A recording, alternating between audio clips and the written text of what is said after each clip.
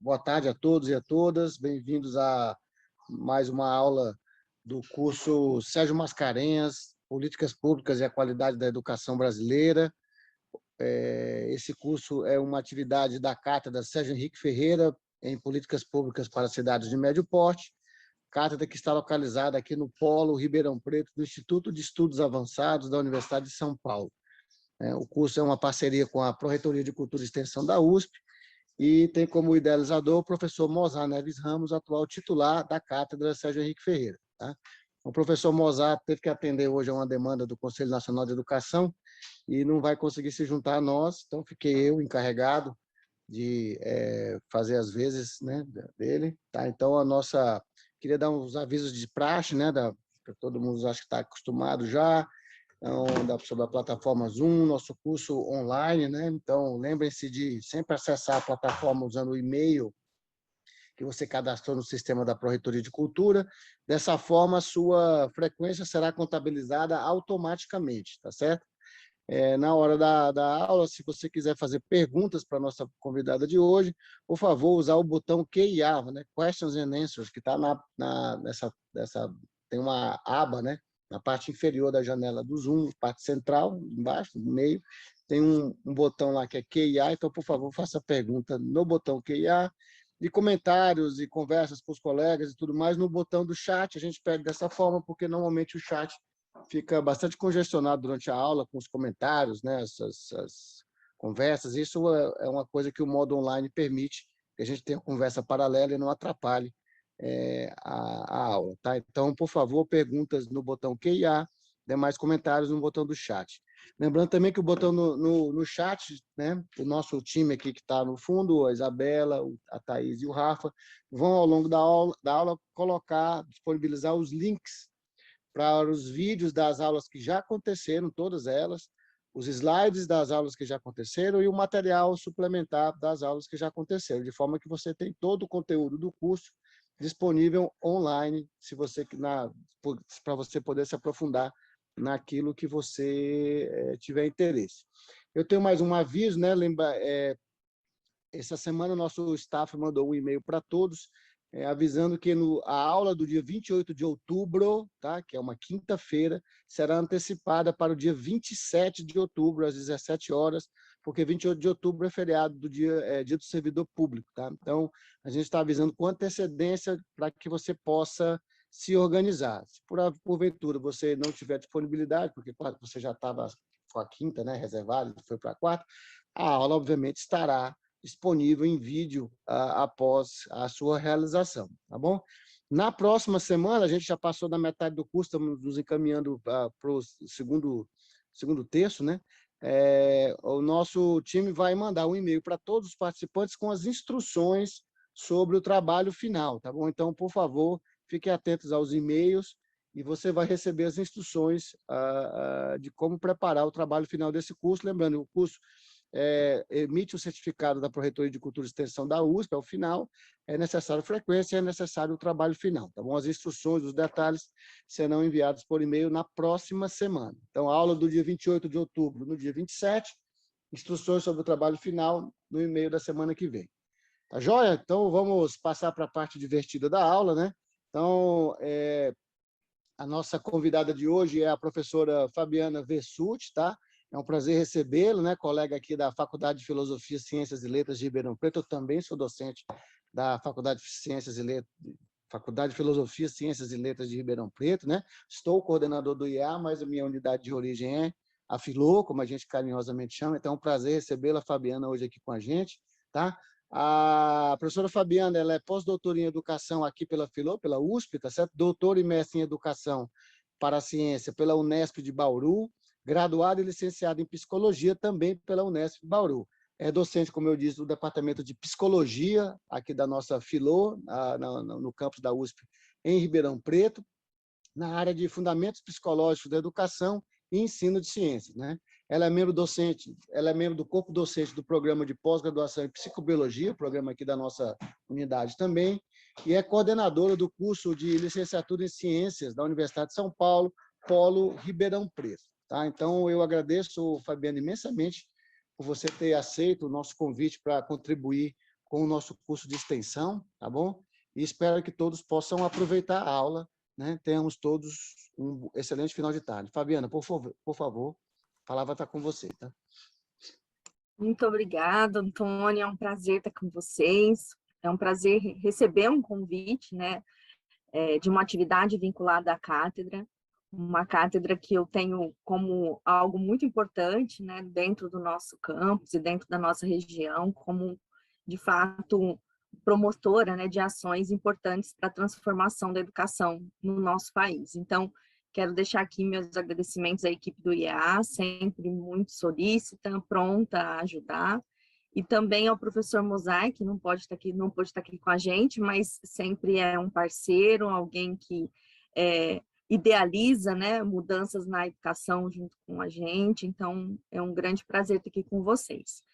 E eu gostaria, inicialmente, de destacar que essa minha fala ela não tem a pretensão de ser uma aula, né? Ela é um momento de troca, um momento em que se coloca aqui algumas perspectivas para a gente pensar a temática que me foi proposta. Então, eu gostaria que vocês ficassem muito à vontade para colocar as questões, para continuar a conversa depois.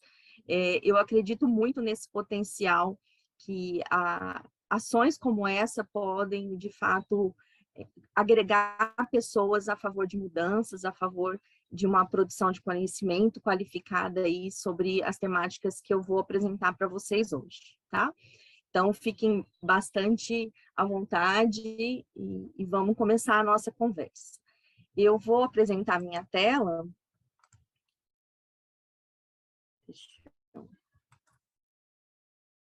Apareceu para vocês? Sim? Só me dá um ok se está tudo certo? Dá tudo ok, Fabiana, pode mandar ver. Então, tá bom. Então, como o professor Antônio já colocou, né, uma ação dentro da cátedra, então isso para nós também ajuda a contextualizar um pouco, né, por que dos convites e o que a gente está aqui debatendo com vocês. E a mim, né, foi colocada a temática que é o meu objeto de investigação já há algum tempo, né. Não vou falar quanto tempo para não denunciar a minha idade, mas eu venho trabalhando com formação de professores há algum tempo, e dentro dessa grande perspectiva de formação de professores, eu venho me dedicando a pensar a questão das tecnologias digitais, da informação e da comunicação, como uma ferramenta potencializadora dessas relações, que são relações de ensino-aprendizagem aí no âmbito da formação docente. Então, eu organizei a minha fala para tratar um pouco de contextualização. Então, o que justifica, né, pensarmos desenvolvimento profissional docente e tecnologias digitais, né? Nesse caso, algumas horas eu vou falar TDICs para simplificar, mas estou falando das tecnologias de modo geral. Eu vou trazer alguns elementos em que eu vou evidenciar algumas problemáticas, algumas lacunas para a gente entender essa relação, que é a relação objeto da minha fala. E, por fim, eu destaco algumas ações que, ao longo da minha trajetória, eu consegui implementar em parceria com outros agentes, tá? Então, essa é a minha organização inicial. E antes de passar esse tópico da contextualização, faz parte também desse momento dizer um pouco quem sou eu, e aí eu trago quem somos, porque eu estou aqui representando um grupo, várias pessoas que estão comigo nessa jornada, que, como o professor Antônio já colocou, né, ela está localizada nesse lindo campus, né, que é o campus de Ribeirão Preto. Aqui são algumas fotos tiradas mesmo da Faculdade de Filosofia, Ciências e Letras de Ribeirão Preto, a nossa Filô, e especificamente dentro da psicobiologia, que é o programa de pós-graduação no qual estou vinculado. Então, eu destaco também dentro da psicobiologia o laboratório de pesquisa e integração, psicologia, tecnologia e educação, do qual eu sou a coordenadora, e trago para vocês alguns elementos gerais desse laboratório, assim, quais são as nossas bases, né, e como a gente organiza as nossas ações, pensando aí na temática da nossa conversa de hoje. Então, nós trabalhamos no contexto educacional, nos seus diferentes níveis e modalidades, procurando entender processos cognitivos, comportamentais e socioemocionais envolvidos nesses processos. E aí eu sempre destaco, né, o quanto esses processos eles podem estimular o desenvolvimento humano em sua totalidade. E para isso, né, há um destaque aqui nas tecnologias digitais da informação e comunicação como elemento facilitador desses processos. Então, esse é um pouco do panorama geral do que norteia as ações do Conecta Lab. E hoje eu trago para vocês um recorte desses processos, que é o processo de desenvolvimento profissional docente. Gosto sempre de trazer uma definição, né, o que conceitua, e esse ponto de partida, né, desse grande arcabouço teórico, né, que envolve o desenvolvimento profissional docente, eu destaco aqui para vocês a importância da garantia de espaços e tempos para um trabalho que, de fato, estimule autoconhecimento, autorreflexão, para que os professores possam, de fato, ter um espaço, né, em que suas histórias pessoais de vida, sua subjetividade, possam, então, delinear todo esse processo de desenvolvimento docente. Então, essa é uma situação de um livro bastante conhecido, do professor Antônio Nova, Profissão Professor, e eu sempre gosto de colocar o ano, né? Estamos falando de uma publicação de 95, então não é nada recente, né? A importância de se valorizar as subjetividades, de se valorizar a história dos professores como ponto de partida dessa construção profissional que se dá ao longo do tempo, né? Ela começa na formação inicial e se dá de forma contínua e processual ao longo de toda a carreira docente. Eu gosto sempre também de complementar essa fala com uma citação de um também importante teórico, Tardif, que ele vai destacar a importância do professor ser visto, a profissão professor ser aquela que valoriza não apenas a aplicação de conhecimentos produzidos por outros, mas também a consideração de um agente determinado por mecanismos sociais, um ator, né, no sentido forte do termo, um sujeito que assume a sua prática a partir dos significados que ele mesmo dá. Por isso que a tarefa, né, de estar num curso que trabalha questões de educação, ela tem que passar por essa valorização. Então, de um sujeito que possui um conhecimento e um saber fazer que é proveniente da sua atividade e que, a partir dessa atividade, ele se estrutura e se orienta em busca de novos conhecimentos. Então, vocês todos que estão aqui hoje estão num processo de desenvolvimento profissional docente, né? Que deve, sim, valorizar aí toda a trajetória de vocês.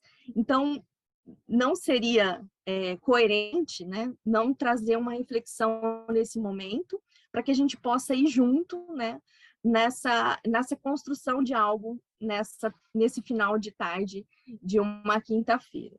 Então, eu começo perguntando para vocês quais as características de um bom professor. Eu pedi para a Thaís colocar para vocês o link, mas é um link do Mentimeter, né? Uma plataforma que faz uma organização das palavras que vocês forem inserindo em nuvem de palavras. E aí eu acho que seria um ponto bacana de partida se vocês pudessem entrar no link e colocar 3 características de um bom professor para cada um de vocês. Vamos lá? Rapidinho? E eu vou colocando aqui o que for aparecendo, tá? Vou voltar para não... Thaís, você conseguiu colocar? Consegui sim, professora, já está no chat.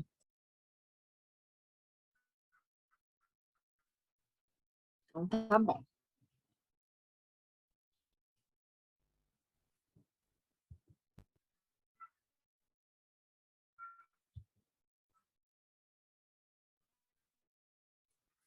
E essa nuvem de palavras é bacana, porque a partir do momento que vocês forem inserindo as palavras, já consegue ter uma ideia, né, do que fica mais evidente para esse grupo, enquanto características de um bom professor, e o quanto que é dinâmico, né, a nuvem. Depois vai ficar disponível para vocês o link mais um tempinho, e ao final eu vou dar um print e colocar para vocês também como material, porque ajuda a nos orientar, né, um pouco nessa tarefa que envolve ser professor.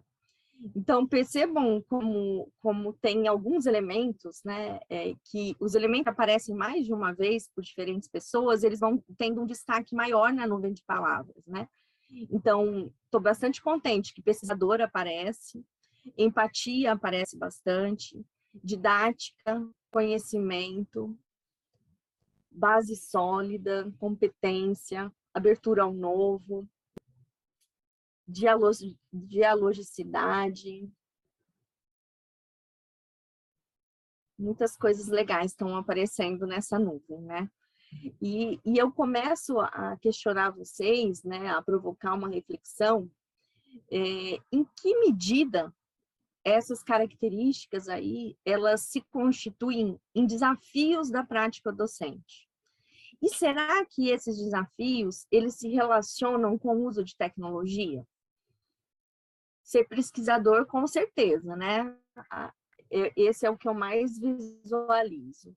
Didática também visualizo uma relação com o uso de tecnologia. Conhecimento formal, né? A busca de conhecimento, sistematização, também organização e planejamento. Então, essa nuvem é um pouco para a gente aquecer, né? Com relação à temática proposta. Vou voltar na apresentação, depois eu mostro a nuvem no final de novo para vocês. Então, quais são os desafios do desenvolvimento, né, ou da promoção do desenvolvimento dessas características, né?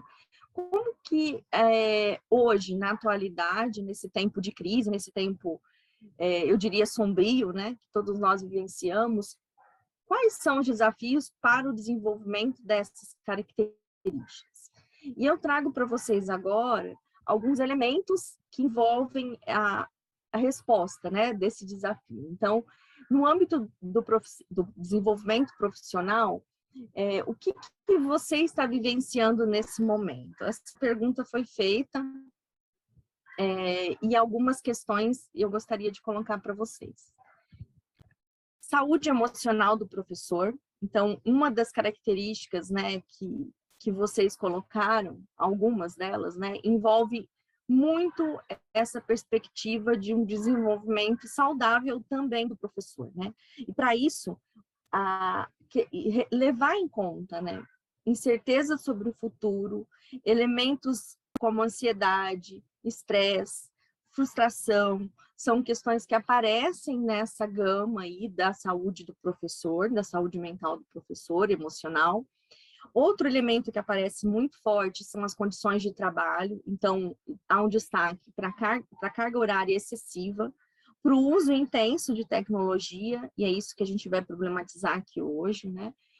Problemas com questões técnicas envolvendo internet, ferramentas digitais, ajuste da relação com a própria família, a sobrecarga de trabalho, e agora nós estamos vivenciando o retorno, né? E também isso gera uma outra mudança, uma outra organização. Questões que envolvem o trabalho em equipe, questões que envolvem as estratégias pedagógicas, então as demandas por novas metodologias, pela adaptação das atividades. Muitos de nós, né, fomos levados a uma rápida adaptação das atividades, e isso gera, né, aqueles elementos que eu coloquei de pontos de dificuldade para uma saúde relativamente estável, né? Comunicação assertiva, estimulação da participação e motivação dos alunos, essa é uma queixa que aparece frequentemente. Questões que envolvem desafios, né, que envolvem avaliação da aprendizagem e alguns elementos que estão relacionados à avaliação, a baixa interatividade com os alunos, uma participação restrita de muitos dos alunos, né? Então, esse acesso à tecnologia que não chega de forma igualitária, e também questões que envolvem como avaliar, né? Muito mais do que o que avaliar, questões também envolvendo como são colocadas aí como desafios do nosso desenvolvimento. E também a saúde emocional do estudante. Então, a sobrecarga do estudante, o adoecimento emocional, a perda de familiares, né? Há muitos estudos mostrando ações, né, nesse sentido de suporte e acolhimento às famílias, né, que todos nós sabemos que envolveram muitas perdas. E aqui, esse cenário de que nós não estamos sozinhos nesses desafios.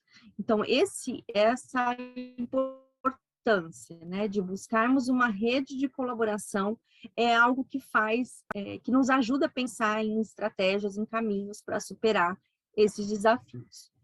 E aqui eu trago alguns dados, né, de uma pesquisa realizada pela Fundação Carlos Chagas, em parceria com a Unesco e com a Fundação Itaú Social, que vão trazer e complementar os dados que eu coloquei anteriormente para vocês.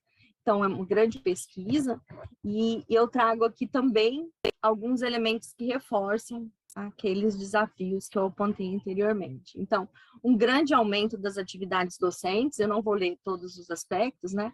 Mas para mais de 65% dos respondentes, o trabalho pedagógico mudou e aumentou, com destaque para as atividades que envolvem a interface ou a interação digital. E aqui eu faço essa ênfase por conta da temática do nosso encontro de hoje, né? Que tem a ver com o uso das tecnologias. Essa questão do impacto, né, desse contexto que estamos vivenciando, né, o quanto afeta a aprendizagem diretamente, o quanto afeta sintomas relacionados com ansiedade, depressão, e isso com certeza impacta a nossa percepção do que funciona e do que não funciona na educação. E aí, eu trago para vocês um outro questionamento. Então, diante desse cenário altamente complexo, né, por que relacionar desenvolvimento profissional docente e tecnologias? E trago alguns caminhos, não são respostas, mas alguns caminhos para a gente pensar essa articulação. A primeira delas é que quando a gente pensa de uma forma sistematizada essa relação entre desenvolvimento docente e tecnologia, a gente está pensando numa valorização profissional. E essa valorização profissional, ela tem algumas implicações, principalmente com a importância da comunidade, e aqui eu estou falando em comunidade de um ponto de vista bem amplo, de assumir responsabilidades na construção de condições para o desenvolvimento de competências. Essa premissa é algo muito importante. Não adianta a gente apenas levantar a bandeira, né, de que há uma relação entre desenvolvimento docente e uso de tecnologia, se não forem criadas condições para que isso aconteça no cotidiano. Isso mostra grandes transformações que elas foram afloradas pelo contexto pandêmico para lidar com tudo isso, mas algumas demandas de renovação de ensino, de potencialização dos recursos de aprendizagem por meio das tecnologias, elas já são discutidas há muito tempo. E isso faz com que esse expressivo uso das tecnologias também façam parte das discussões de políticas públicas voltadas à formação de professores. Então, nesse momento, eu também trago a importância da produção do conhecimento. Nós precisamos, enquanto academia, enquanto professores em ação, valorizar a produção científica de pesquisas que vão destacar pressupostos, elementos que favoreçam essa relação. Então, somente, né, a partir dessas pesquisas, dessa produção do conhecimento, é que, de fato, nós podemos pensar em políticas públicas baseadas em evidências e possamos tomar decisões mais acertadas, né? Eu tenho certeza aqui que entre os participantes desse curso, cada um de vocês devem ter vivências muito diferenciadas com as questões relacionadas com o uso de tecnologia. E essas vivências, elas estão relacionadas também com a forma de tomada de decisão relacionada às políticas públicas. Então, entender um pouco essa complexidade faz a gente também compreender como a gente pode agir nesse cenário. Então, eu trago também, como ponto de partida, assim, dessa minha fala, o entendimento do que a gente sabe nesse campo, né? Do que funciona no campo da educação quando a gente vai pensar em uso de tecnologia. Como sabemos o que funciona, né? E aqui eu acho importante destacar para vocês essa questão da reprodução de resultados como algo essencial para o progresso científico. E não no sentido limitante da palavra reprodutividade. Eu faço questão de colocar isso na minha fala, porque eu não estou falando aqui de uma replicação de conhecimentos controlados, grupo controle, grupo experimental, não que isso não seja importante, mas eu também estou falando do desenvolvimento de pesquisas mais qualitativas, né, que vão construir e articular esses novos conhecimentos. Então, nós precisamos, sim, defender enquanto profissão, né, a importância de uma sólida formação com uma base teórico-metodológica clara que possa nortear todas essas ações, porque senão a gente fica no uso da tecnologia pelo uso da tecnologia. E a gente tem coerência, né, de que isso a longo prazo pode não funcionar. Então, eu destaco essa citação de 99 para vocês refletirem, né? Como eu disse, a pandemia vai aflorar essas demandas, mas há uma ênfase de que o desenvolvimento de competências, e aqui competências, estou falando de competências especificamente para o uso das tecnologias no contexto educativo, ele está fundamentado em 3 grandes causas, né? O interesse da pessoa em aprender, um ambiente de trabalho com um estilo de gestão que promova uma aprendizagem e um sistema de formação disponível a um trabalhador. Então, não é nada recente, né, essas discussões, e o quanto a gente não está sozinho, né? Muitas vezes é atribuído ao professor uma responsabilidade por um processo que não está na mão dele. Então, nós precisamos pensar de forma sistêmica esse desenvolvimento do professor para o uso de tecnologias. E aqui eu destaco para vocês um teórico, que é o teórico base do nosso laboratório, e destaco já colocando que essa é uma perspectiva de olhar para os fenômenos, não é a melhor, não é a pior, mas é a perspectiva que nós adotamos, pensando naquilo que eu disse anteriormente, de que é importante termos uma clareza, uma base sólida para discutir aquilo que a gente se propõe a discutir, seja em grupo de pesquisas, seja na nossa prática profissional, em qualquer âmbito, né? E eu não sei se vocês conhecem o Albert Bandura, ele é um importante psicólogo, ele está hoje entre os 3 maiores psicólogos influentes, né, nas abordagens da psicologia. Ele faleceu esse ano, e ele tem toda uma vasta obra que vai culminar na teoria social cognitiva, na TSC. É uma teoria da aprendizagem muito importante para se pensar aspectos que envolvem motivação humana, implicações de sentimentos como a autoeficácia, para o nosso bem-estar psicológico e físico, e também fatores relacionados aí com a sociedade, influenciando as nossas crenças, os nossos comportamentos. Então, como eu disse, ele é o fundador da teoria social cognitiva, é a teoria que nós usamos de base, que vai enfatizar as origens sociais do comportamento e a importância da gente pensar as coisas sempre de uma forma integrada, né? Comportamentos, as dimensões cognitivas, dimensões subjetivas, dimensões macro, dimensões micro. Então, ele é um importante teórico nesse sentido, ele nos ajuda a interpretar os fenômenos de uma forma ampla, né? Eu gosto sempre de trazer esse esquema, porque esse esquema é a base das explicações da TSC, que vai destacar a reciprocidade triádica. O que que é isso, né? É essa relação que se dá entre comportamentos, fatores pessoais e fatores ambientais, para que a gente possa romper com visões simplistas de que ou está no indivíduo ou está só no ambiente. A gente está falando de interação. E para a gente estimular uma prática, nós temos que pensar dessa forma, de uma forma ampla, de uma forma integrada, em que os fenômenos são vistos em sua complexidade. E aí, a partir dessa pequena introdução da teoria social cognitiva, eu trago alguns elementos do uso de tecnologia como política pública. Por que que eu trago isso nesse momento? Porque a gente sai de uma perspectiva que vai dizer para a gente o quê?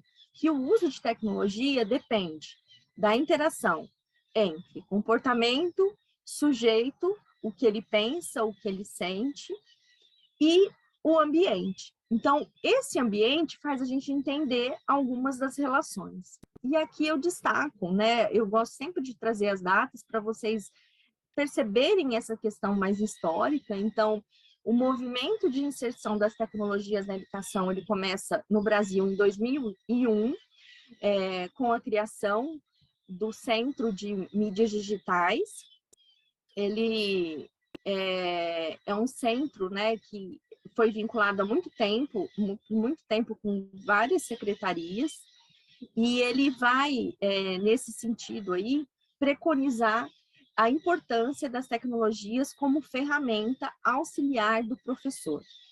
Então, eu trago sempre essa ideia, né, a partir de 2001, o projeto Banda Larga nas Escolas, ele vem em 2008, então nós já temos aí um salto cronológico, né?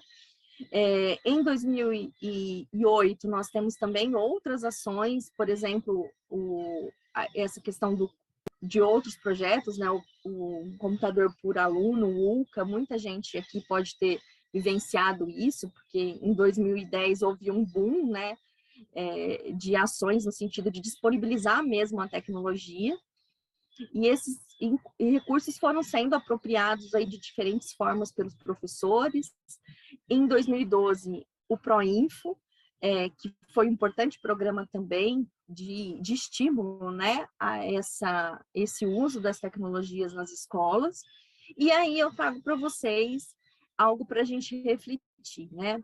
Será que as políticas públicas elas garantiram, né, um aproveitamento pedagógico adequado desse uso, né? Como que a gente pode pensar elementos para pensar, né, exatamente no que falta, né? O que falta para incluir as tecnologias em sala de aula? Então, são questões aí que fazem a gente refletir bastante, né, sobre como eu posso produzir uma prática produzir uma prática alicerçada em tecnologia. Como que isso é feito no cotidiano? E isso foi né, discutido antes da pandemia, e aí nós temos o contexto pandêmico, que aí é outra conversa, né? E esse atual cenário, né, em que nos continua, né, a trazer muitos desafios de transformação, de repensar a prática, de ressignificar, ele também aflora alguns elementos que eu destaco aqui para vocês, né? O necessário desenvolvimento de competências socioemocionais. Se vocês, depois a gente vai retomar no 20 palavras, vocês podem observar muitos elementos que envolvem esse repertório socioemocional como característica de bom professor. Então, a pandemia ela vai aflorar isso. E essas questões que envolvem mesmo o ensino remoto emergencial, lidar com esse novo contexto, lidar com as tecnologias de uma forma forçada, né? Impôs uma mudança, uma nova rotina, um planejamento aí de um novo modo, né, de se ensinar e de se aprender. E aqui eu vou colocar para vocês algo que eu acho super importante, que é uma lógica de reorganização do nosso sistema, para que a gente possa pensar desenvolvimento docente e tecnologia dentro desse conjunto que envolve, né, a necessária redefinição dos objetivos, né? Todos nós aqui vivenciamos isso, né? O que será que realmente importa, né? O que a gente deve ensinar, o que os alunos devem aprender nesse período tão nebuloso que a gente vive, né? Essa clarificação do papel do professor, mas é um papel que evidencia um suporte efetivo à aprendizagem, né? Que deve combinar aí instrução direta à distância, com orientação de aprendizagem, com tecnologia. Esse novo papel, ele vai, de certa forma, estimular a inserção das tecnologias, mas de uma forma mais refletida, né? E essa garantia, né, de um suporte para desenvolvimento de novos planos educativos, que eles possam responder às demandas. Nesse cenário, também uma grande ênfase, né, num sistema de comunicação. Eu acho que a pandemia, ela mostra de uma forma tão clara, né, as nossas dificuldades de comunicação, como que a escola ela não se colocou de uma forma efetiva na relação com a família. Então, isso tudo faz a gente pensar em construir caminhos, né? Como eu disse, nossa conversa de hoje, ela não traz muitas respostas, mas ela faz a gente pensar em algumas perspectivas. E aí, para pensar nessas perspectivas, eu trago para vocês a título de provocação, que foram provocações que nós, enquanto grupo, também levamos, para pensar um plano de ação diante de tudo isso que eu falei para vocês até agora, né? Como que a gente consegue integrar expertises? Como que a gente consegue integrar avaliação, formação e currículo? O uso de tecnologia, ele não pode ser visto de forma dissociada, né? Ele tem que ser visto de uma forma integrada, e isso nos faz pensar sempre de uma forma sistêmica que promova ação, reflexão e ação. E aí esse é o meu convite aqui para vocês hoje, que a gente possa continuar fazendo reflexões e pensando no nosso papel nessa trajetória. Então, eu trago agora algumas tentativas, né? Então, é o meu último tópico de fala, que eu vou trazer algumas tentativas que nós, enquanto grupo, tivemos de conexão de agentes em prol dessa transformação da educação, e aqui eu destaco de novo as ações da cátedra, eu vejo como uma perspectiva de fato, ação de transformação, e vou passar para vocês agora rapidinho algumas dessas ações, tá? Eu destaco aqui o Programa de Desenvolvimento Profissional Docente e a Qualidade da Educação Infantil, o PAS, né? Ele foi criado no final de 2020 e está numa fase agora de lançamento do programa. É um programa vinculado ao LEPS, que vocês já tiveram a oportunidade de estarem aqui também com o professor Daniel e o professor Luiz. Então, é um programa em parceria com o LEPS. E eu vou destacar para vocês alguns princípios desse programa. Então, é um programa focado em desenvolvimento profissional docente que vai estar preocupado também com o uso de tecnologia. Então, nós partimos de alguns princípios aqui, de uma formação dialógica, colaborativa, horizontal. Olhamos para a especificidade da educação infantil e entendemos a formação de professores como uma aprendizagem contínua. Os agentes, e aqui eu gosto muito de destacar, são todos, né? Nenhum programa educacional é efetivo, é sistêmico, se a gente não conseguir envolver todos. Então, gestores, formadores, professores, equipe de modo geral. Ele tem um objetivo bem claro de pensar uma política de formação alicerçada em paradigmas de qualidade, provocar essa contínua reflexão sobre a melhoria das práticas e o que nos interessa na conversa de hoje, quais são as tecnologias envolvidas. E eu trago isso até para desmistificar um pouco o que são as tecnologias, né? Tecnologia é produzir um material que possa contribuir para um alinhamento curricular, produzir uma avaliação diagnóstica, produzir vídeos de qualidade que possam enfatizar esses princípios, produzir um instrumento que possa permitir uma análise aí das práticas pedagógicas. Então, a universidade nunca vai chegar com respostas, mas ela vai construir junto com aquele contexto e a aprendizagem baseada em problema. Isso é tecnologia, né? Isso é o que a gente pode deixar de contribuição.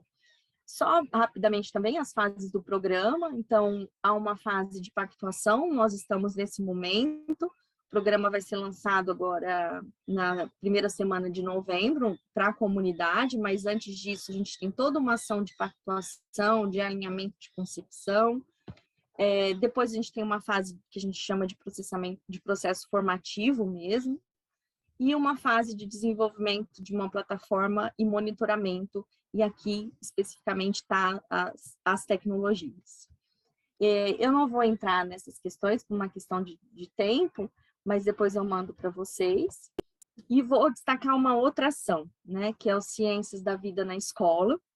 É uma outra ação coordenada por mim e pelo professor Fernando Padova Neto, também da Psicobio, em que a gente se preocupa em promover um trabalho colaborativo, construir comunidades de aprendizagem com o professor, garantindo aí o envolvimento e engajamento também. Aqui eu gosto sempre de trazer essa ilustração, porque essa ideia parte de experiências prévias. Então isso aqui é um desenho de aluno do 6º ano, de um trabalho realizado na Casa da Ciência, que foi nos provocando acerca da importância da gente repensar as nossas práticas e o quanto os nossos alunos aí estão abertos a conhecimentos dessa natureza. Então, eles fizeram, tá vendo? Falando dos neurotransmissores, é super legal. Depois vocês podem olhar com calma também. E aí a nossa questão para o nosso bate-papo de hoje. Como as tecnologias podem potencializar esse processo, que é um processo de levar, né, um conhecimento específico aqui, no caso da Psicobio, de neurociência, para a comunidade escolar. E aqui eu também trago, a título de desmistificar, né, que tecnologia a gente usou? A gente não usou nada mirabolante, a gente usou Google Classroom, a gente usou o Moodle, a gente usou tecnologias de de acesso aberto para edição, para coleta de dados, algumas plataformas que eu coloquei aí, porque a gente queria ampliar o acesso. O nosso objetivo era, de fato, essa ampliação. E, para isso, as tecnologias elas têm que ser usadas para dinamizar as nossas interações, muito mais do que ser algo irreal, né? Porque muitas vezes, quando a gente pensa em tecnologia, a gente está pensando em uma coisa de ponta e deixa de fazer o básico, né? Então, eu destaco aqui para vocês, esse módulo tá ocorrendo, né, que é um módulo básico. Nós tivemos inscrição de 217 professores, né? O nosso módulo básico realmente trabalha esses princípios, né? E depois nós vamos ter um módulo avançado, em que os professores vão pensar em sequências didáticas desses conhecimentos. Vai acontecer, os 2 módulos têm 32 horas, eles vão ocorrer em outubro, novembro, e em dezembro a gente já tem resultados aí para compartilhar. E aqui eu destaco também uma tecnologia, que é uma tecnologia pautada na aprendizagem invertida, é algo que vocês podem levar para a prática de vocês, que é pensar como eu disponibilizo para os meus cursistas, para os meus alunos, o conhecimento, né, a informação, antes de uma interação. Essa é a lógica que a gente usa nos cursos, essa é a lógica que a gente aposta aí, em que a tecnologia pode permitir um contato prévio e o uso de um espaço síncrono como o nosso de hoje, para realmente interagir e conversar. Aqui está a equipe, eu vou passar rapidinho. Agradecer também às agências de fomento e coloco para vocês um forms, depois vocês vão ter a oportunidade, quem tiver interesse, de um teste de conhecimentos prévios nessa temática de neurociência. Eu vou confessar para vocês que eu fiz o teste, errei quase todas, a minha área é a área de educação, mas é impressionante como o nosso contexto está permeado por neuromitos, assim, né? e como esse conhecimento que a universidade pode levar para o nosso contexto de ensino pode ser relevante, né? Então, depois, se vocês puderem, e vai ser muito legal vocês terem essa experiência também de responder esse teste. Vai estar lá para vocês. Uma outra ação é um programa também desses que trabalham pesquisa, ensino e extensão, chamado Neurociência e Educação Inclusiva. Ele é liderado aqui por uma aluna de mestrado, a Carolina Braga, e aqui ele trata basicamente dessa questão de como a gente pode olhar para as políticas de educação inclusiva e de quais são as contribuições das neurociências. Também vou passar rapidamente, depois vocês podem ler. E nós temos aqui um objetivo claro de pesquisa, que é avaliar se essa nossa ação, de fato, promove o desenvolvimento dos professores. Nós tivemos uma grande procura desse curso, 545 interessados em 5 dias.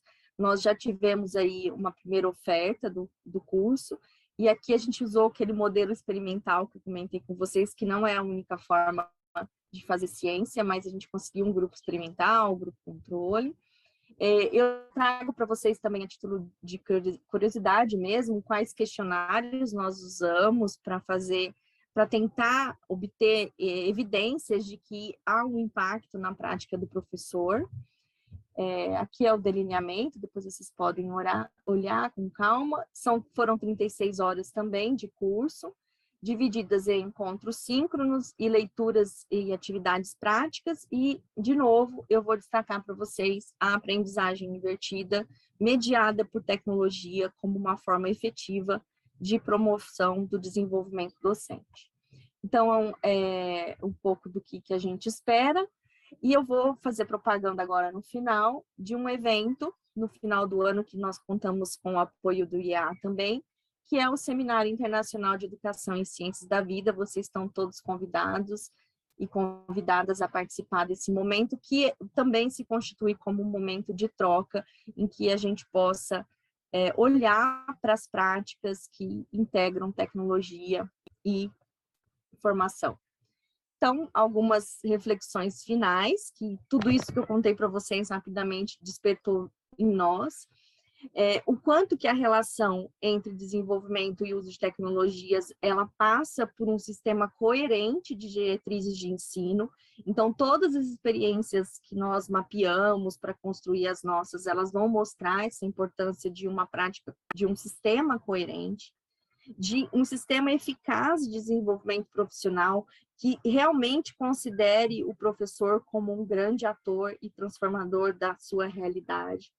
Eu disse para vocês rapidamente desses vínculos fortes, né, entre família e escola, a aprendizagem centrada no aluno, todas as tecnologias que nós mapeamos, elas vão destacar essa ênfase, e a importância das lideranças, né, e aqui lideranças no plural mesmo, quanto que a gente precisa buscar pessoas que possam nos ajudar a pensar em ações amplas, em ações que possam agregar o maior número de pessoas no mesmo sentido, né?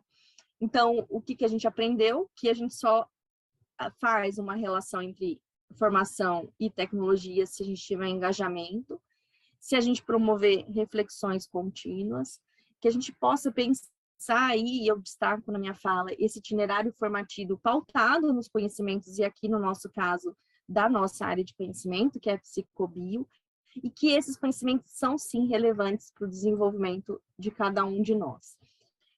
Eu vou deixar uma reflexão final, né, como que cada um de nós pode contribuir com essa rede.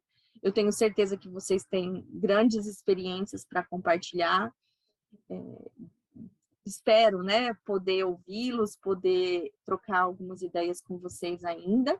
Deixo o meu agradecimento e me coloco à total disposição para pensar um pouco mais nesses desafios e nessas oportunidades.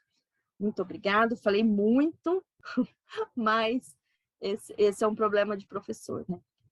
Obrigada, professor Antônio. É isso, Fabiana. Eu que agradeço, tá, pela aula, muito informativa. Tempo perfeito, tá? Não falou muito, não, tá tranquilo. Antes de passar para as perguntas, eu vou só, já que a gente tem mais gente na sala agora, lembrar ao pessoal que chegou depois, dois avisos importantes que eu dei no começo da aula, tá? Então, o primeiro deles é que a nossa aula do dia 28 de outubro foi antecipada para o dia 27 de outubro. Isso porque 28 de outubro é o feriado do Dia do Funcionário Público, então a gente não tem expediente na USP, tá? Então, se porventura você tiver alguma dificuldade em assistir a aula síncrona no dia 27/10, ela obviamente estará disponível em vídeo após a sua realização. Sobre como a gente se aproxima do final do curso também, então sobre os trabalhos finais de curso, esse trabalho é necessário para você ganhar o certificado. O nosso time vai mandar um e-mail para todos os participantes inscritos, tá? Com os detalhes sobre como é que você tem que fazer esse trabalho final de curso na semana que vem. Tá bom? Então, fiquem atentos aos seus e-mails, você vai receber as informações sobre o trabalho final de curso na semana que vem. Tá? Então, por favor, atenção a esses dois avisos. Vamos lá, então, Fabiana. A Rosângela Langer pergunta, que eu sempre venho ressaltando, é que o currículo de computação e tecnologia, que já está alinhado com a BNCC desde 2018, não, calma, eu acho que que ela ressalta o seguinte: o currículo de computação e tecnologia já está alinhado com a BNCC desde 2018. Será que todos os docentes o conhecem? Ou têm condições de trabalhar tudo que pede nele? Rosângela, obrigada pela pergunta. É muito pertinente. Eu acho que o quanto o professor, né, ele sofre uma avalanche, né?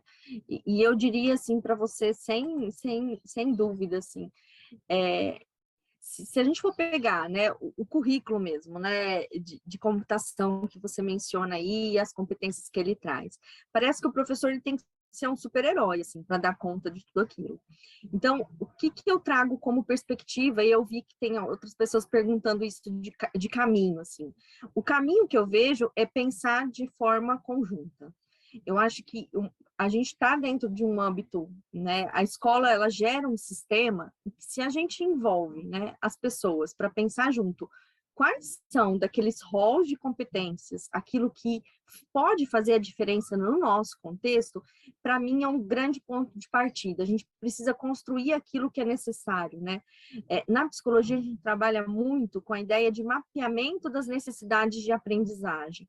Então, o que é necessário o professor aprender? O que é necessário para que ele possa ensinar o aluno, né? Tem aquela grande máxima, né? Ninguém ensina aquilo que não sabe. Então, a gente precisa criar mecanismos, e eu não vejo isso como uma fórmula mágica, para que a gente consiga ter clareza de onde a gente quer chegar, né? E essa clareza, ela vem da reflexão, ela vem da ação e ela vem da reflexão de novo. Então, nós não podemos reforçar leituras simplistas, porque na educação, eu brinco, sempre que eu vou falar com o gestor, eu falo assim, ó, chegou com solução pronta, desconfia.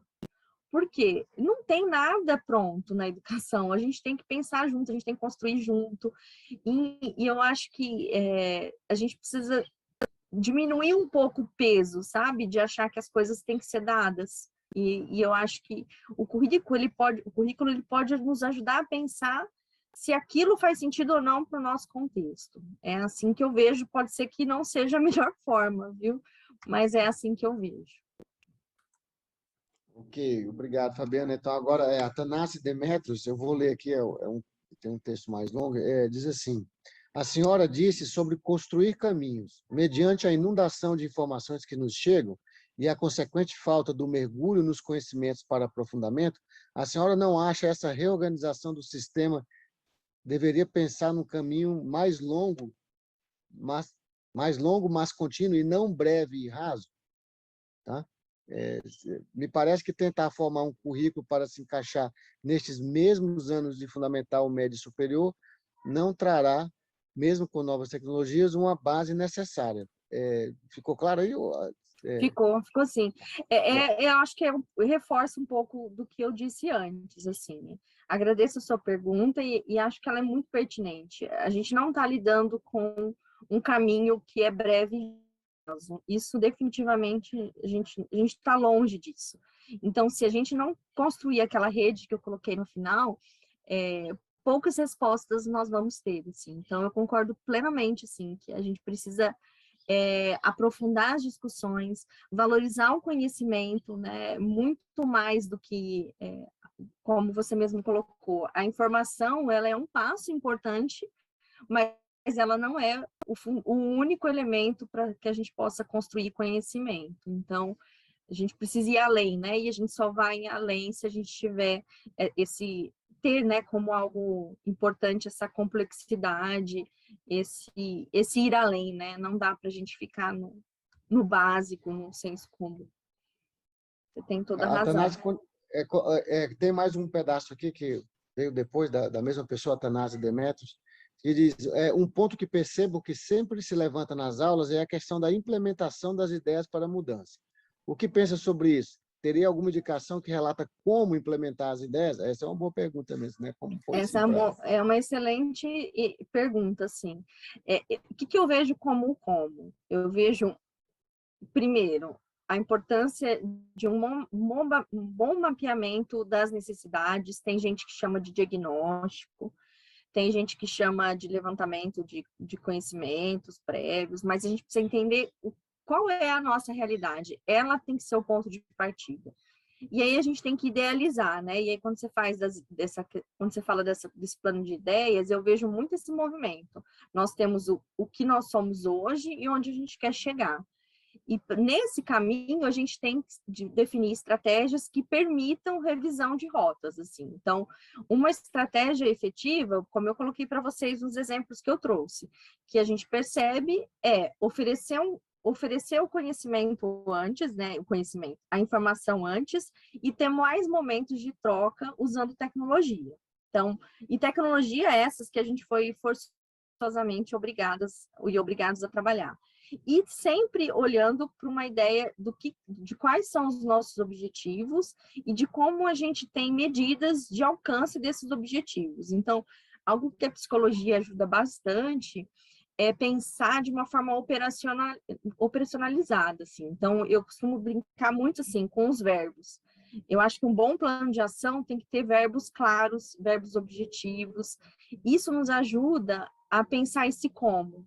Então, como eu te disse, assim, não tenho respostas, não, mas eu penso que tem alguns pressupostos que eu trouxe aí das nossas ações que podem ajudar. Depois, se você tiver alguma dúvida, quiser trocar ideias, eu estou à disposição, tá? Na sequência, tem, na verdade, um comentário, você pode comentar o comentário, Fábio, da Eliane Cassandra, que diz: parabéns, professor, você deu um show de aula. Aqui em Minas, na minha escola, temos um laboratório de informática excelente e utilizamos, antes da pandemia, a plataforma Guten News, de língua portuguesa. Infelizmente, essa plataforma, que inicialmente era gratuita, não é mais. Existem poucas ferramentas de qualidade em língua portuguesa. Temos muito a fazer. É isso mesmo? Como que tá? Vocês têm alguma notícia sobre esse estado das plataformas, Fabiana? Essa é uma preocupação mesmo, né? A gente tem muitas ideias. Como alguém da área de exatas, né, sem sendo alguém da área de exatas como eu sempre penso nisso, né? A gente tem várias dessas ideias, elabora os planos e tudo mais, mas no final, na ponta, precisa alguém da área de TI para fazer, pôr para rodar, né? Eu Com não tenho certeza. ideia de como é que você faz isso, né, assim. Eliane, eu queria agradecer o elogio. Como eu disse, assim, para mim é um prazer estar entre professores. Eu vejo muito a importância da gente estar numa relação de parceria, então é isso que eu trago na minha fala. E a sua questão é muito pertinente, porque a gente, como eu disse, o que a gente aprendeu até agora? Que a gente precisa ter um sistema coerente. O que é um sistema coerente? É aquele que dá subsídio para as propostas, é aquele que você tem clareza, olha, eu vou usar o Google, vou dar o exemplo do Google Classroom. Eu vou usar porque eu sei que amanhã ele não vai ser tirado da minha rede. E a gente precisa ter essas clarezas, assim. A Universidade de São Paulo, ela tem alguns recursos que a gente sabe que eles estão ali e que eles podem sofrer mudanças para melhor. Mas a gente tem alguma segurança nesse sentido. E quando a gente fala de tecnologia, nada está perfeitamente finalizado, né? Então, essa flexibilidade, quando eu falo de integração de expertise, é muito nesse sentido. A gente precisa ter flexibilidade. Tirou a plataforma, como que a gente consegue pensar numa outra plataforma que possa nos ajudar de alguma forma a responder o mesmo objetivo que a gente tinha antes. E assim, é um trabalho contínuo, porque a tecnologia ela muda todo dia, todo dia. Então, por isso que eu disse assim, é muito mais importante a gente ter clareza dos nossos objetivos e adequar a tecnologia do que o contrário, da gente estar preso à tecnologia e usá-la sem ter esses porquês, assim. Então, o objetivo, ele vai definir para a gente os nossos propósitos e vai ajudar a gente, enquanto grupo, de novo, sozinho nunca, mas enquanto grupo, a buscar alternativas para os problemas e para a diversidade, né, que a gente vive quando trabalha com o uso de tecnologia, né? A Marinalva Coelho pergunta, Fabiana, uma parceria entre a APM e a escola seria uma forma possível para desenvolver este vínculo entre a escola e as famílias, informando e até mesmo preparando os pais para a conectividade para o mundo digital? Perfeito, sim. Eu trago isso também como uma das grandes reflexões de como a gente vem trabalhando, Marinalva. A gente tem que trabalhar em comunidade e a APM tem um papel fundamental nas escolas, assim. Eu te diria, assim, com toda a convicção, assim, as escolas que eu vejo que promovem grandes transformações, que conseguem ter aí um resultado efetivo no que diz respeito à aprendizagem, elas conseguem ter um vínculo significativo com a APM. E, infelizmente, não é essa a realidade de muitas escolas, né? Então, pensar em como a gente usa, aí é de novo, né? Como que a gente usa a tecnologia para integrar a família às escolas. E a APM tem um papel fundamental nessa conectividade, na importância, né, do desenvolvimento das ações mediadas por tecnologia. Então, eu acho que é um excelente caminho, viu?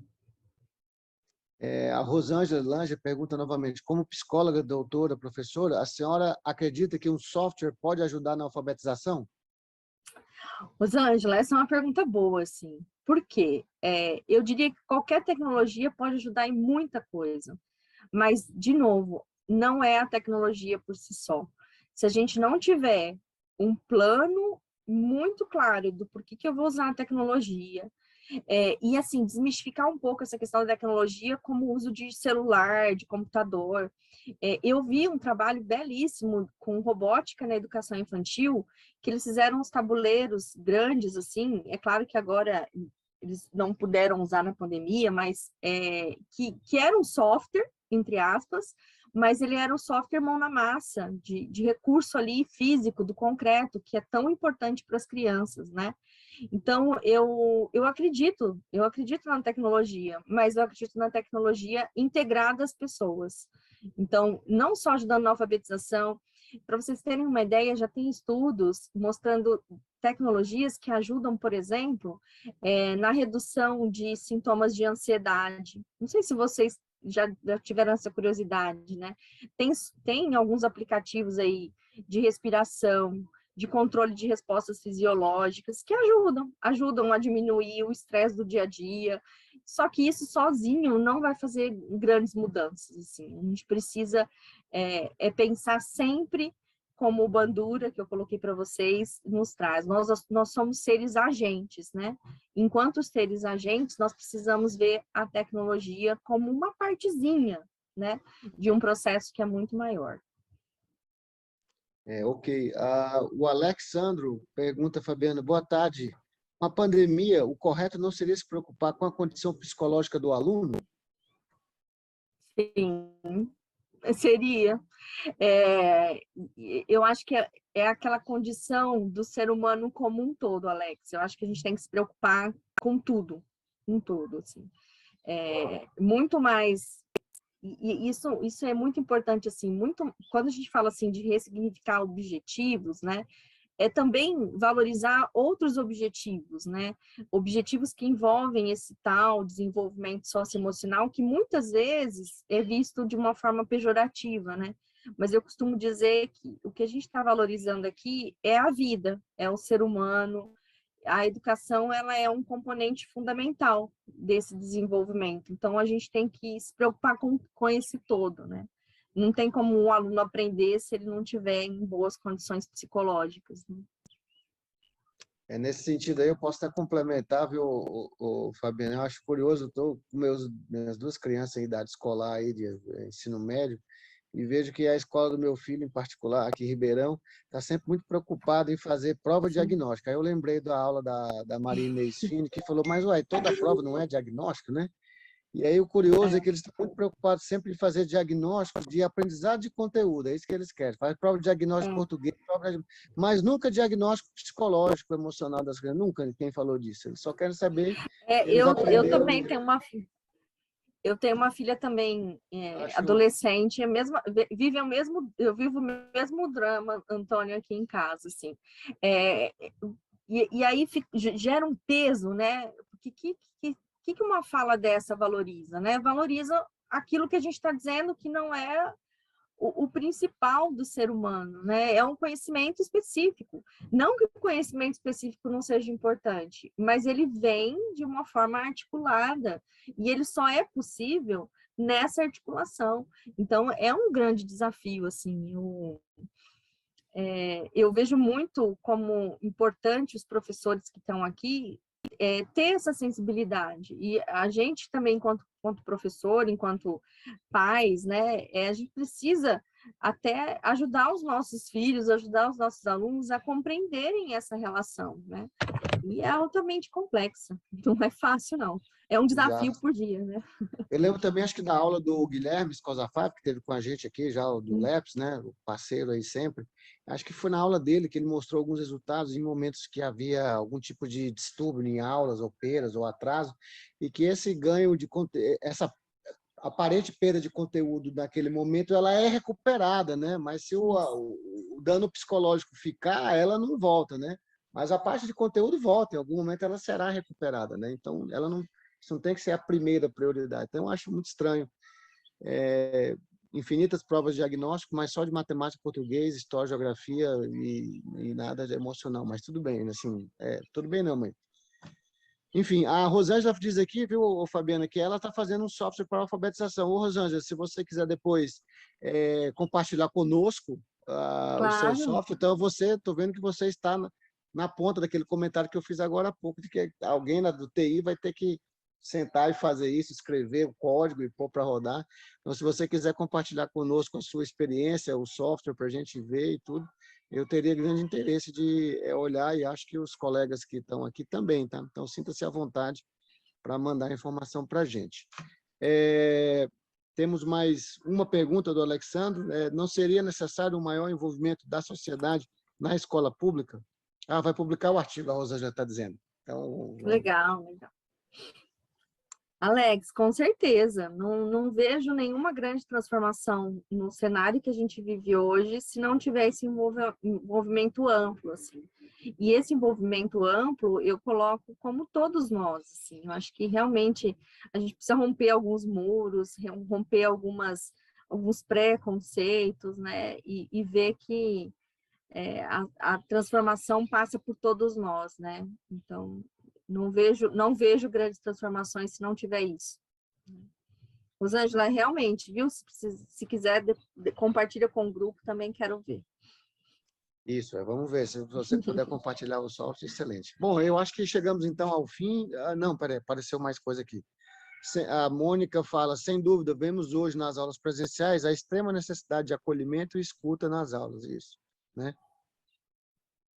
Rosângela, Fale Pirata é o nome, é isso, Rosângela? Fale Pirata é o nome do software de alfabetização, é isso?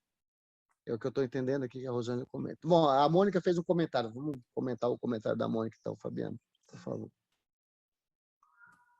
Inclusive, Mônica, é algo que a gente adota das nossas ações aqui em parceria com as escolas, com as redes, é exatamente esse momento de acolhida e escuta. Então, aquele evento que eu coloquei para vocês no final, depois eu peço para o pessoal do IEA compartilhar com vocês, ele vai ter até um curso, um mini curso de escuta ativa, porque a gente precisa desenvolver essa capacidade, né? essa competência mesmo de como o Antônio colocou, né? Também diagnosticar questões que são de ordem mais subjetiva, né?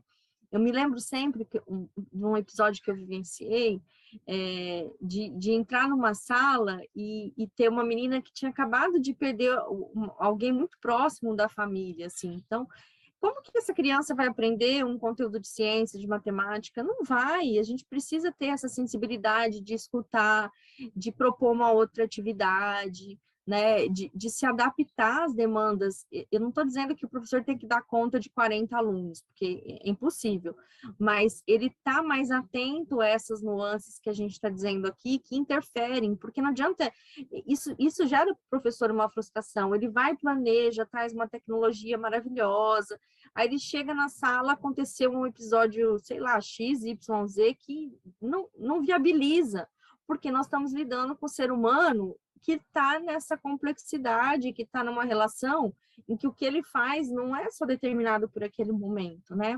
Tem muitas questões envolvidas, então a gente precisa também relativizar a supremacia, né, do professor, muitas vezes, que a gente acha que tem, e quando a gente chega num contexto, nem sempre a gente tem essa acolhida, a gente nem sempre tem essa escuta, e que tanto dificulta, né, as relações de ensino-aprendizagem. Então, eu vejo como, você colocou extrema necessidade, eu vejo como, assim, fator principal, né, para que a gente tenha sucesso nas nossas ações. E o que é sucesso, né, nas nossas ações? A gente precisa pensar muito nisso, né? Eu me lembro sempre que tinha um professor que falava assim, que a aula dele era, que ele via que ele estava dando uma boa aula quando todo mundo reprovava. Aí você se questiona, né? Será? Né? Esse modelo pode funcionar? Funcionou? Por quê? Né? Então, a gente precisa romper, né? Eu acho que estamos diante de grandes dilemas, assim. Esse, do que o professor queria reprovar, Fabiana, tem uma história curiosa de pós-graduação aí. Eu acho que o pessoal aqui já está sabendo, eu sou físico, né? Graduação e pós-graduação em física. Aí tinha um professor da pós, né? Isso já na pós, graduação numa disciplina básica de física, que em geral são mais duras, né? Assim, do que o normal. E ele dizia assim, logo no começo do curso, na pós é conceito, né? A, B, C, D. Ele dizia assim, olha, essa disciplina aqui vai ter 2 conceitos A. Agora vocês vão ter que me dizer quem são esses 2, mas só vai ter 2. E assim, como a gente está agora... impregnado, né? A gente está impregnado dessa lógica. Jesus, né? Não, tudo bem. Bom, enfim, eu acho que chegamos ao fim. Pode falar. Tem só um comentário do Alex aqui, que ele traz um elemento que eu espero que, se não ficou claro na minha fala, que eu reforce isso agora para vocês. Tecnologia é tudo aquilo que pode fazer uma mediação. Então, a gente pode olhar para o giz, para a lousa, para a caneta, é tecnologia. Essa potencialidade dos instrumentos é que a gente tem que buscar nas nossas práticas. Então, e é esse o desafio que a gente está. E a única forma de romper, né, e de superar os desafios é realmente estar no coletivo. Então, eu desejo que vocês tenham aí muito sucesso nos coletivos de vocês e que esse curso possa ajudá-los aí a encontrar caminhos para superar as dificuldades que todos nós vivenciamos todo dia, né? É isso. Fabiana, então, com essa sua fala final, acho que encerramos a aula de hoje, tá? Agradeço mais uma vez a você pela gentileza de estar conosco nesse final de tarde. Agradeço a todos os participantes também, porque vem acompanhando o nosso curso de maneira muito sólida, né? Então, a gente está caminhando já mais da metade, acho que hoje é a 13ª aula, se não me engano. Segunda, né? 12ª, isso, obrigado. Eu já estou perdendo a conta já, mas enfim, estamos caminhando já para né, passamos da metade.